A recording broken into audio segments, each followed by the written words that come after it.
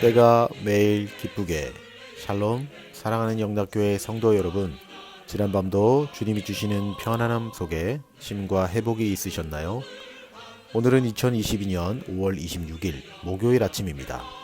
오늘도 말씀으로 하루를 여는 내가 매일 기쁘게 경건의 시간을 통해 하나님과 동행하며 은혜와 평강을 누리는 귀하고 복된 하루 되시길 우리 주님의 이름으로 축원합니다. 오늘 함께 부르실 찬송은 찬송가 314장 내 구주 예수를 더욱 사랑입니다. 함께 찬송하시겠습니다.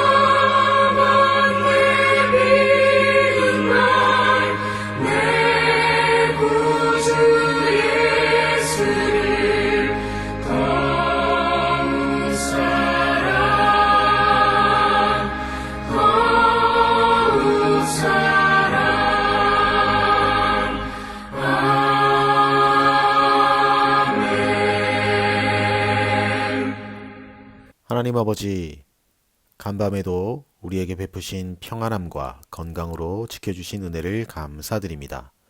오늘도 우리에게 베푸신 귀한 말씀 앞에 섭니다.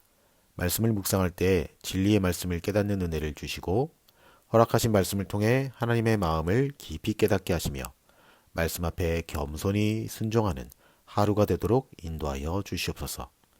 오늘도 우리 삶의 전 영역 가운데 당신의 생명의 빛, 진리의 빛으로 조명하시고 당신이 기뻐하시는 하루가 되도록 인도하여 주시옵소서. 귀하신 우리 구주 예수 그리스도의 이름으로 기도드립니다. 아멘. 오늘 우리에게 주신 귀한 묵상 본문을 함께 봉독하겠습니다. 오늘 본문은 사무엘상 12장 16절로 25절 말씀입니다. 함께 본문 말씀을 봉독하겠습니다. 너희는 이제 가만히 서서 여호와께서 너희 목전에서 행하시는 이 큰 일을 보라. 오늘은 밀 베는 때가 아니냐. 내가 여호와께 아뢰리니 여호와께서 우레와 비를 보내사 너희가 왕을 구한 일 곧 여호와의 목전에서 범한 죄악이 큼을 너희에게 밝히 알게 하시리라. 이에 사무엘이 여호와께 아뢰매 여호와께서 그날에 우레와 비를 보내시니 모든 백성이 여호와와 사무엘을 크게 두려워하니라. 19절 모든 백성이 사무엘에게 이르되 당신의 종들을 위하여 당신의 하나님 여호와께 기도하여 우리가 죽지 않게 하소서. 우리가 우리의 모든 죄에 왕을 구하는 악을 더하였나이다. 사무엘이 백성에게 이르되 두려워하지 말라. 너희가 과연 이 모든 악을 행하였으나 여호와를 따르는 데에서 돌아서지 말고 오직 너희의 마음을 다하여 여호와를 섬기라. 21절 돌아서서 유익하게도 못하고 구원하지도 못하는 헛된 것을 따르지 말라. 그들은 헛되니라. 여호와께서는 너희를 자기 백성으로 삼으신 것을 기뻐하셨으므로 여호와께서는 그의 크신 이름을 위해서라도 자기 백성을 버리지 아니하실 것이요 나는 너희를 위하여 기도하기를 쉬는 죄를 여호와 앞에 결단코 범하지 아니하고 선하고 의로운 길을 너희에게 가르칠 것인즉 너희는 여호와께서 너희를 위하여 행하신 그 큰 일을 생각하여 오직 그를 경외하며 너희의 마음을 다하여 진실이 섬기라. 만일 너희가 여전히 악을 행하면 너희와 너희 왕이 다 멸망하리라. 아멘. 이제 오늘 읽은 본문 말씀 묵상을 함께 나누겠습니다. 먼저 오늘 본문의 핵심 줄거리를 살펴보겠습니다. 오늘 본문은 어제에 이어서 하나님이 세우신 사사를 중심으로 한 지파 동맹 체제의 마감과 왕정 체제의 계시에 즈음한 사무엘의 설교를 기록하고 있는 12장의 후반부라고 할 수 있습니다. 앞서 살펴보았던 1절로 15절이 여호와의 구원에 대한 회고 및 왕을 구한 백성들에 향한 책망과 경고를 기록하고 있다면 오늘 본문 역시 하나님의 책망과 경고 그리고 백성들의 회개와 왕정 체제 계시에 즈음한 이스라엘 백성들의 하나님께 대한 순종을 촉구하는 내용이라 할 수 있습니다. 이를 좀 더 구체적으로 살펴보면 16절로 18절을 통해서 하나님은 이스라엘 백성들이 하나님을 버리고 인간 왕을 구한 죄에 대한 벌로서 밀을 추수하는 시기에 큰 비를 내리심으로 밀 농사를 망쳐버리고 그들의 생명까지도 위협하는 심판을 내리십니다. 그러나 19절은 사무엘의 책망을 듣고 여호와의 진노의 징조를 본 백성들이 왕을 구한 자신들의 잘못을 뉘우치며 회개한 사실을 기록하고 있습니다. 그리고 이어서 20절로 25절은 사무엘이 회개하는 백성들을 위로하고 오직 여호와 하나님만을 섬기고 순종할 것을 다시 한번 촉구하는 내용을 기록하고 있습니다. 여기까지가 오늘 본문의 핵심 줄거리였습니다. 그럼 오늘 묵상 본문에 나타난 하나님은 어떤 분인지 한번 살펴보겠습니다. 오늘 제가 발견한 하나님은 그럼에도 불구하고 사랑하시는 하나님이라는 사실입니다. 22절 말씀을 함께 읽겠습니다. 여호와께서는 너희를 자기 백성으로 삼으신 것을 기뻐하셨으므로 여호와께서는 그의 크신 이름을 위해서라도 자기 백성을 버리지 아니하실 것이요. 사무엘은 하나님께서 이스라엘로 자기 백성 삼으신 것을 기뻐하실 뿐만 아니라 자기 백성을 버리지 아니하실 것이라고 합니다. 이는 자기 백성을 향한 하나님의 사랑이 인간의 조건을 뛰어넘는 것임을 보여주는 말씀입니다. 그런데 그들은 어떤 백성이었습니까? 그들은 자기들의 입술로 고백한 대로 모든 죄의 왕을 구하는 악을 더한 죄를 범한 자들이었습니다. 다시 말해 이스라엘 백성들은 이전에도 수많은 죄를 지었을 뿐만 아니라 또다시 하나님을 저버리고 자신들의 세속적 욕구를 충족시켜줄 인간 왕을 구하는 잘못을 범했던 것입니다. 그러나 이런 그들을 하나님은 버리지 않으신 것입니다. 하나님의 이스라엘을 향한 사랑은 그들의 형편과 조건을 뛰어넘는 사랑입니다. 여기서 버리지 않으신다라는 것은 단순히 그들의 죄를 사해 주시는 차원을 말하는 것이 아닙니다. 하나님께서 이스라엘 백성을 기뻐하신다고 하신 그 기쁨을 거두지 않으신다라는 것입니다. 우리가 죄를 범할지라도 진정으로 회개하기만 하면 하나님은 저와 여러분 모두를 여전히 동일한 깊이와 기쁨으로 사랑하시겠다라는 것입니다. 사랑하는 성도 여러분, 자기 아들까지 내어주시면서 포기하지 않은 사랑인데 하나님께서 그 어떤 이유로 우리를 버리고 포기하시겠습니까? 그 무엇이 아들까지 내어주시면서까지 사랑하신 그 사랑을 포기하게 할 수 있을까요? 이 세상의 사랑 중에서 가장 위대한 사랑이 어떤 사랑인지 아시나요? 바로 자식에 대한 부모의 사랑입니다. 특별히 어머니의 사랑은 숭고함 그 자체라는 생각이 듭니다. 오늘날은 간혹 자식을 버리는 부모도 없지 않아 있지만 정상적인 부모라면 자기 자식을 자신의 생명보다 더 귀하게 여깁니다. 그런데 하나님께서는 여인이 자기에게서 태어난 아들을 긍휼히 여기지 않고 혹 잊을지라도 당신께서는 당신의 백성을 결코 잊지 않으실 것이라고 이사야 선지자를 통해서 말씀하셨습니다.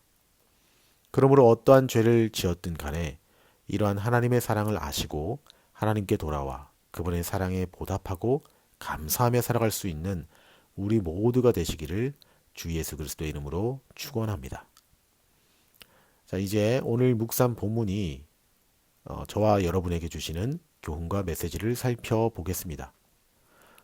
오늘 우리에게 주시는 교훈은 기도하기를 쉬는 것도 죄 가운데 하나라는 사실입니다. 23절 말씀입니다. 나는 너희를 위하여 기도하기를 쉬는 죄를 여호와 앞에 결단코 범하지 아니하고. 사무엘은 이스라엘 백성들을 위해 기도하기를 쉬는 죄를 범하지 않겠다고 합니다. 무엇을 말해주는 것입니까? 기도라는 것이 필요에 따라 할 수도 있고 하지 못할 수도 있다는 그런 성질의 것이 아니라는 것입니다. 다시 말해 기도란 자기가 필요할 때뿐만 아니라 지속적으로 하는 것이란 말씀입니다. 그렇기에 기도를 우리 영의 호흡, 하나님과의 소통, 대화라고 표현하는 것입니다. 기도가 생활화되는 것이야말로 우리 그리스도인의 가장 좋은 습관이라 할 수 있을 것입니다. 그렇기 때문에 사무엘은 기도하는 것을 쉬는 것을 죄로 규정하고 있습니다. 그런데 우리는 흔히 기도를 우리의 필요에 따라 하는 것으로 생각합니다. 어려운 일을 당했을 때에야 하나님을 찾기 일쑤입니다. 기도란 하면 좋고 하지 않아도 그만이라고 여기며 아무런 죄책감도 느끼지 못할 때가 많습니다. 혹 우리들의 모습 가운데 이런 모습은 없으신가요? 세상살이가 얼마나 바쁜데 어떻게 쉬지 않고 기도할 수 있느냐고 항변할 분도 있을지 모르겠습니다. 그러나 성도 여러분, 세상살이가 아무리 바쁘다고 기도를 쉬는 것에 대한 합리화가 될 수는 없습니다. 하나님이 정하신 원칙을 우리가 어길 만한 근거는 아무것도 없습니다. 물론 기도하기를 쉬지 말라고 했다고 해서 하루 종일 기도만 하고 있으라는 뜻이 아닙니다. 기도를 생활화하고 습관화하라는 의미인 것입니다. 종교개혁자 루터는 나는 할 일이 너무 많기 때문에 하루 3시간 이상 기도하지 않으면 그 모든 일을 다 할 수 없다. 그래서 나는 기도한다 라고 말했습니다. 우리가 아무리 바빠도 하나님과의 교제를 소홀히 해서는 안 됩니다. 바쁘기로 따진다면 사무엘만큼 바쁜 사람이 또 어디 있었겠습니까? 또 예수님은 어떠셨습니까? 예수님께서도 그 바쁘시고 피곤한 가운데서도 밤에 홀로 산으로 올라가서 기도하시는가 하면 새벽 미명에도 일어나셔서 기도하셨다라고 성경은 기록하고 있습니다. 사도들 역시도 마찬가지였지 않습니까? 사랑하는 성도 여러분, 온전한 성도가 기도를 쉰다는 것은 죄가 되는 것입니다. 기도하지 않는 성도는 영적으로 병들어 죽어가는 성도일 가능성이 큽니다. 물론 우리 가운데 많은 분들이 기도의 생활화를 잘하고 계시리라 믿습니다. 그러나 혹 그렇지 못한 분이 계시다면 이제부터라도 늘 기도에 힘쓰는 성도가 되시기 바랍니다. 시간을 정해놓고 기도할 수도 있고 새벽에도 기도할 수 있고 때로는 밤에도 기도할 수 있고 필요에 따라 금식 기도도 하고 언제 어디서라도 기도로 하나님과 소통할 수 있는 영락교회 성도님들이 다 되시기를 다시 한번 우리 주님의 이름으로 축원합니다. 기도하시겠습니다. 하나님 아버지, 은혜를 감사드립니다. 오늘 이 아침에도 주님의 귀한 메시지를 듣게 하심을 또한 감사드립니다. 우리에게 날마다 말씀을 듣고 깨닫는 마음을 허락하시고 그 말씀을 우리 마음판에 새겨 그 말씀대로 순종하며 살아가는 저희들의 삶이 되도록 인도하여 주시옵소서. 이제는 우리 구주 예수 그리스도의 은혜와 하나님 아버지의 지극하신 사랑하심과 성령님의 감동 감화 위로 충만케 하심이 우리를 변함없이 사랑하시는 그 하나님과 매 순간마다 기도로 소통하며 하나님이 기뻐하시는 성도로서의 삶을 살아가기를 다짐하는 아침 경건의 시간에 참여한 모든 성도들 머리 위에 이제로부터 영원토록 함께 없으기를 간절히 축원하옵나이다. 아멘.